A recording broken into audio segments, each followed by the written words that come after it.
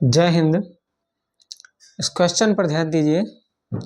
Question दिया गया है, एक समबाहु त्रिभुज जिसकी भुजा 6 सेंटीमीटर है के अंतः वृत्त का क्षेत्रफल कितना होगा। क्वेश्चन बहुत बढ़िया है, बहुत इंटरेस्टिंग क्वेश्चन है। एसएससी पेपर 2012 में ये क्वेश्चन पूछा जा चुका है। तो सबसे पहले इस क्वेश्चन को समझने की ज़रूरत है। हम एक फिगर के माध्यम से क्वेश्चन को समझने का प्रयास करेंगे। एक समबाहु त्रिभुज है। समबाहु त्रिभुज वो होता है जिसकी तीनों भुजाएं बराबर होती हैं। तो समबाहु त्रिभुज है जिसकी भुजा 6 सेंटीमीटर है। इसका मतलब अगर ये भुजा 6 सेंटीमीटर है तो तीनों भुजाएं 6 सेंटीमीटर हैं। अब ऐसी स्थिति में इसके अंतःवृत्त का क्षेत्रफल कितना होगा, यानी ये समबाहु त्रिभुज है, इसके अंदर एक अंतःवृत्त बना हुआ है।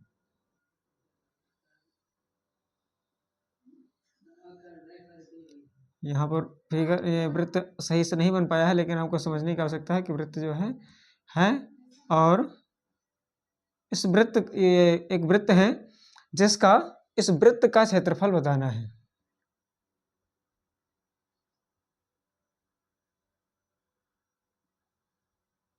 फिगर अच्छा नहीं बन पाया है, लेकिन आप क्वेश्चन के माध्यम से समझ सकते हैं कि क्वेश्चन पूछा क्या जा रहा है।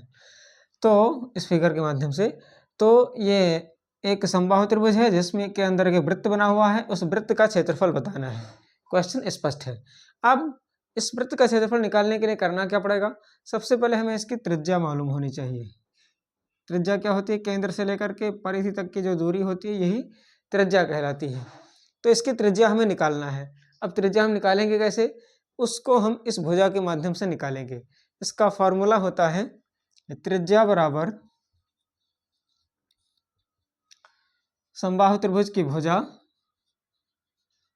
बटे 2√3। तो अब इस प्रकार से इसकी भुजा कितनी है, 6 है, तो बटा 2√3 लिखेंगे।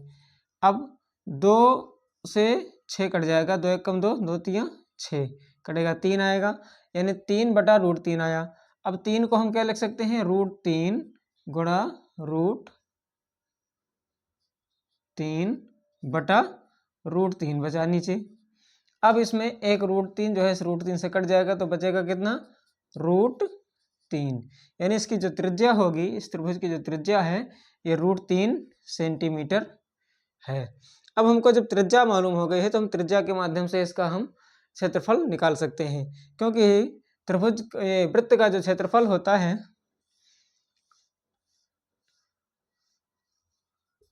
यानी वृत्त का क्षेत्रफल बराबर होता है पाई आर स्क्वायर। अब पाई आर स्क्वायर होता है, पाई का मान आप सभी को पता है कि पाई का मान 22/7 होता है।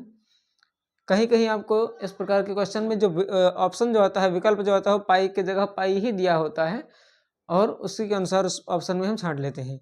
तो अगर पाई दिया होगा तो इसका मान हम पाई ही रखेंगे, अगर इसका मान दिया होगा तो हम 22/7 रखेंगे।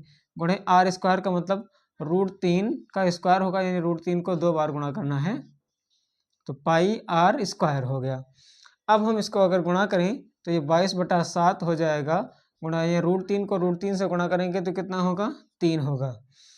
अब इसको हम जो आंसर लिखेंगे इसको हम लिख सकते हैं पाई3। अगर ऑप्शन में ये आंसर दिया है तो ये सही है, अन्यथा इसको हम गुणा करेंगे, 22 को 3 से गुणा कर लेंगे और 7 से उसको भाग कर देंगे, यानी 22 यहाँ कितना होता है, 66 होता है, 66/7 होगा, और 7 से हम इसको भाग करेंगे तो 7 9 63, 3 बचेगा 66 में, तो पॉइंट लगाएंगे 0 हो जाएगा, 7 चौक 28, 2 30, लगभग 9.43 के लगभग इसका मान 9.43 सेंटीमीटर स्क्वायर इसका एरिया आएगा। तो एक ये सेंटीमीटर स्क्वायर इसको भी कर सकते हैं, यानी एक आंसर इसको ये भी हो सकता है और दूसरा आंसर ये भी हो सकता है, ये पूरा लेकर के है। तो इन दोनों में कोई भी आंसर होगा, दोनों सही है। चाहे हम इसका मान, पाई का मान निकाल करके इसको सॉल्व करें तो भी सही है, और पाई3 अगर लिख देते हैं तो ये भी आंसर सही है। तो आई होप आपको ये क्वेश्चन भी समझ में आ गया होगा। फिर मिलते हैं हम इसी प्रकार के अगले क्वेश्चन के साथ में, तब तक के लिए जय हिंद।